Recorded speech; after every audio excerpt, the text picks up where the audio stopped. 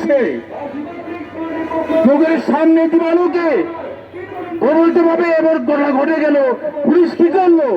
আমাদের প্রশ্নের উত্তর জানা নাই। আর প্রশ্ন করতে চাই, সত্য জানাতে চাই, আপনারা কি করছেন? চাঁদাবাজদেরকে ধরুন, খুনিদেরকে গ্রেপ্তার করুন, শাস্তি বিধান করুন। এইভাবে দেশ চলতে পারে না। আমরা আশা করেছিলাম 24-এর ঘটনার পরে ফেসিবাদ মুক্ত সমাজে মানুষ সুখে থাকবে, শান্তি থাকবে, চাঁদাবাজির শিকার হবে না, খুনের শিকার হবে না। কিন্তু দুর্ভাগ্যের বিষয়, আমরা তা দেখতে পাই নাই।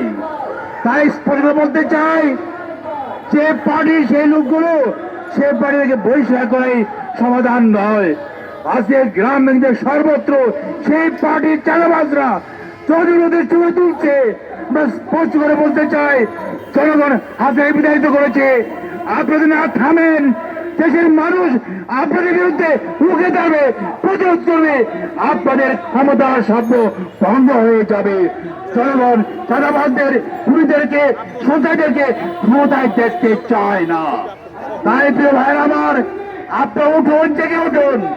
চাঁদাবাজের বিরুদ্ধে, চাঁদাবাজের সহযোগের বিরুদ্ধে, কৃষকদের বিরুদ্ধে প্রতিরোধ গড়ে তুলুন, যাতে দেশ সাদামুখ সন্ত্রাস মুক্ত থাকে, চাঁদাবাজি মুক্ত থাকে, দেশ শান্তিমান ঘুমাতে পারে।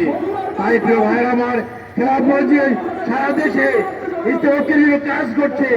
ইস্তেমার ঐক্যবদ্ধ হয়ে এই চাঁদাবাজদের মোকাবেলা করুন, সন্ত্রাসী খুনিদের মোকাবেলা করুন। এর কোনো বিকল্প নাই। এক হাসিনাকে আমি তাড়িয়েছি, আর ওদেরকে হাসিনাদের চাইলে সেই তাকে তাড়িয়ে দেওয়া ইনশাআল্লাহ।